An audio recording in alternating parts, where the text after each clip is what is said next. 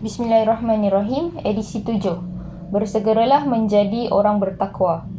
Dalam surah Ali Imran, surah yang ketiga ayat 133 dan 134 bermaksud, dan bersegeralah kamu mendapatkan keampunan Tuhanmu dan syurga yang luasnya seluas langit dan bumi yang disediakan untuk orang yang bertakwa, iaitu orang yang menafkahkan hartanya di waktu lapang maupun susah, dan orang yang menahan kemarahannya dan memaafkan kesalahan orang lain. Allah menyukai orang yang berbuat kebaikan. Alhamdulillah. Mudah-mudahan rahmat Allah SWT sentiasa dicurah dan diberikan kepada orang-orang yang beriman, termasuklah kita semua, insyaAllah. Dalam ayat cinta Allah di awal edisi ini, Allah menyebutkan tentang 4 perkara. Yang pertama, orang-orang yang mendermakan hartanya pada masa senang dan susah, orang yang menahan kemarahannya, orang yang memaafkan kesalahan orang, dan Allah mengasihi orang-orang yang berbuat perkara-perkara yang baik.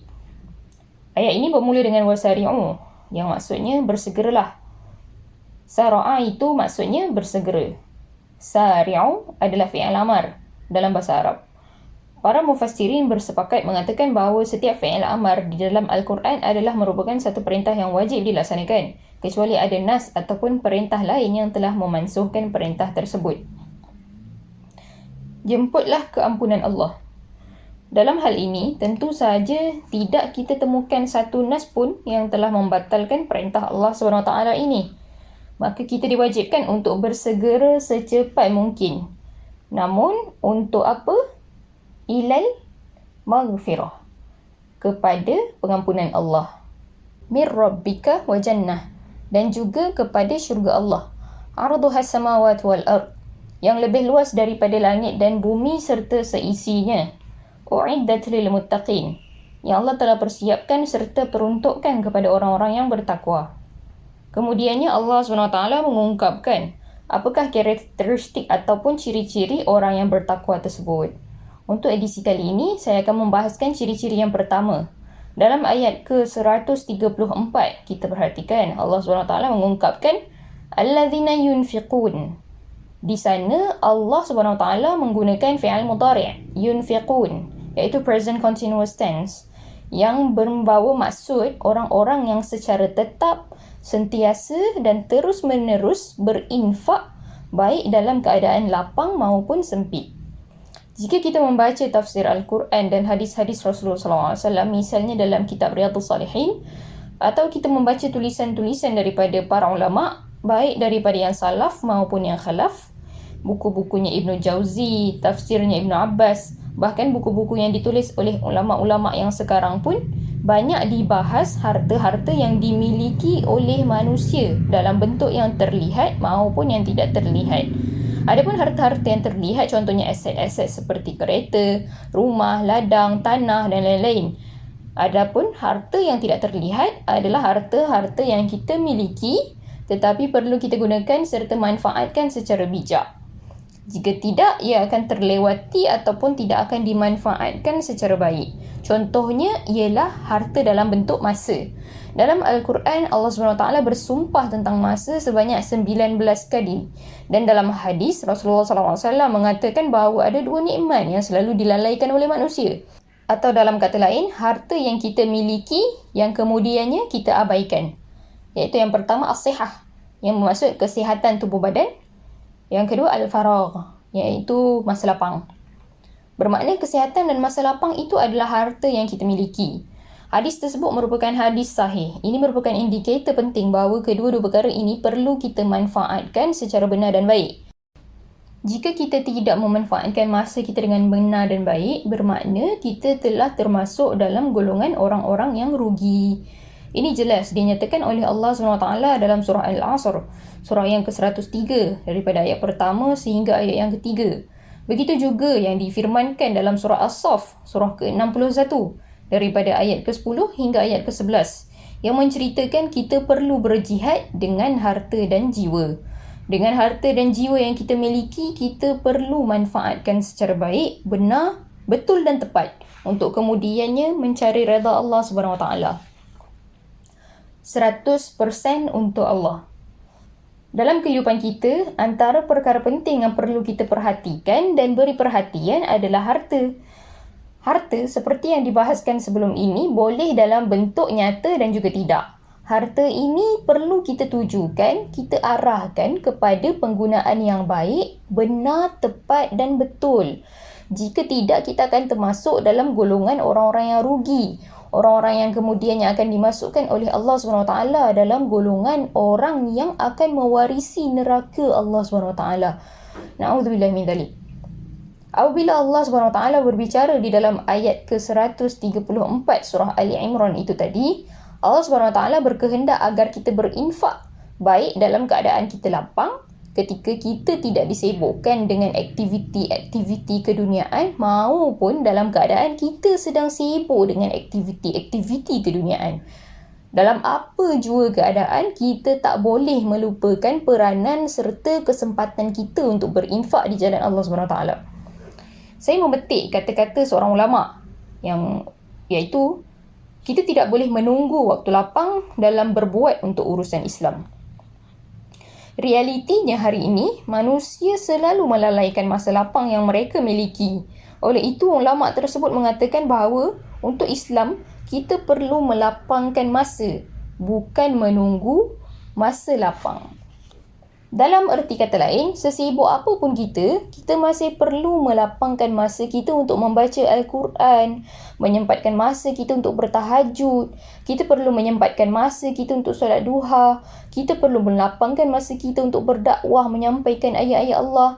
Kerana jika tidak, kita akan memberi alasan bahawa kita sibuk dan tak mempunyai masa untuk melakukan hal-hal yang disebutkan tadi. Inilah yang sering berlaku dalam kehidupan kita, terutamanya dalam kalangan manusia sekarang yang semakin kurang mementingkan agama Allah SWT dalam kehidupan. Kita lebih asyik dan hanyut untuk menghabiskan masa demi mencari dunia, tapi tak ada masa untuk mencari akhirat serta redha Allah SWT. Seorang doktor ke, jurutera, akaunten, peguam dan apa sahaja kerjaya yang mereka ceburi akan memberi alasan kesibukan dunia sehingga tak menyempatkan masa pun untuk memahami Islam serta mendalami ilmu tentang Islam. Apatah lagi untuk memperjuangkan dan mendakwahkan Islam. Walhal, sekali lagi di dalam ayat Al-Quran, Allah SWT sudah menyatakan bahawa orang-orang yang bertakwa itu berinfak tak kira dalam keadaan lapang maupun sempit. Sidang pembaca yang dihormati, maka kita perlulah merenungi diri kita. Apakah kita sudah termasuk dalam golongan orang-orang yang bertakwa, iaitu orang yang sentiasa mencari masa untuk berbuat demi Islam, orang yang sentiasa menyempatkan masa untuk mencari redha Allah, orang-orang yang sanggup mencari masa menyempatkan diri untuk berbuat demi kepentingan Islam, bukan orang yang mengorbankan Islam demi kepentingan dunia, seperti yang dapat kita perhatikan pada hari ini. Terlalu ramai orang-orang yang sekarang ni mengorbankan Islam demi kepentingan peribadi, demi kepentingan keluarga, demi kepentingan saudara mara dan sebagainya.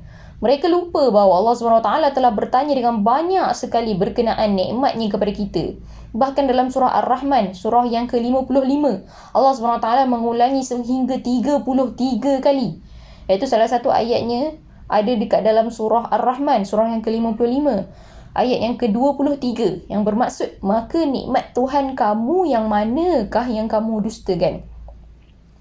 Kita tak mahu sedikit pun nikmat yang Allah kurniakan kepada kita terkurangi.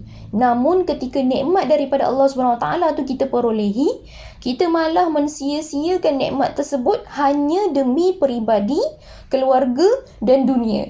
Kita lupa akan hakikat bahawa segala nikmat yang Allah SWT berikan kepada kita ni adalah untuk kita infakkan, baik dalam keadaan lapang maupun sempit.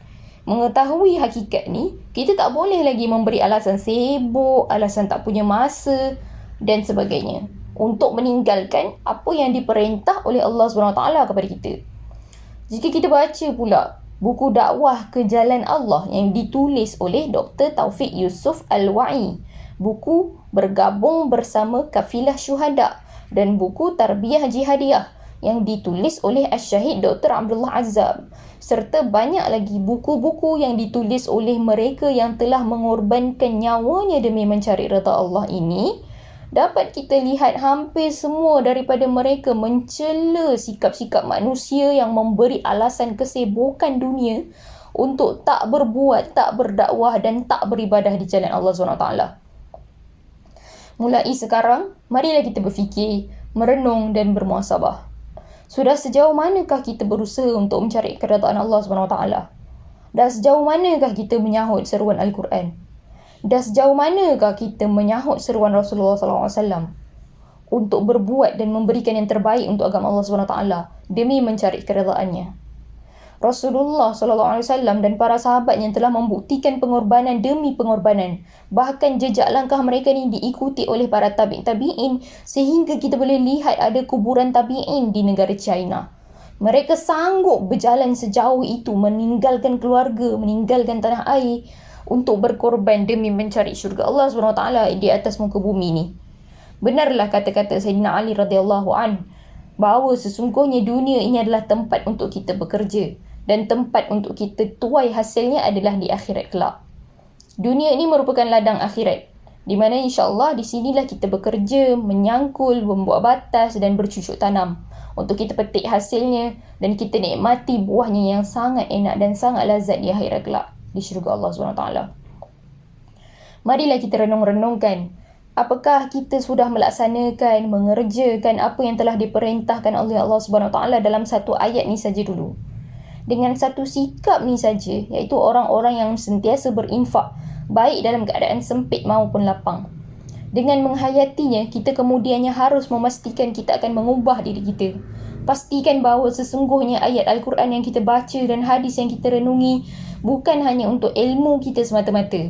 Inilah kata-kata Syekh Munir Ghadban dalam kata pengantar dalam buku Manhaj Haraki, di mana beliau mengatakan bahawa terlalu banyak orang-orang yang mengkaji sirah hanya sekadar untuk menghiasi otak-otak mereka kerana mereka sangat terpengaruh dengan tulisan para orientalis. Sedangkan sepatutnya kita umat Islam sebenarnya mengkaji Al-Quran dan hadis Rasulullah SAW bukan hanya untuk menjadi objek keilmuan, tetapi sebenarnya adalah untuk dihayati dan kemudiannya untuk diaplikasikan dalam bentuk perbuatan-perbuatan yang nyata yang insya-Allah mampu menjadi bukti untuk kita meraih syurga Allah SWT. Mudah-mudahan insya-Allah Allah sentiasa menyatukan hati kita di jalan dakwah, jalan para pencari syurga Allah SWT.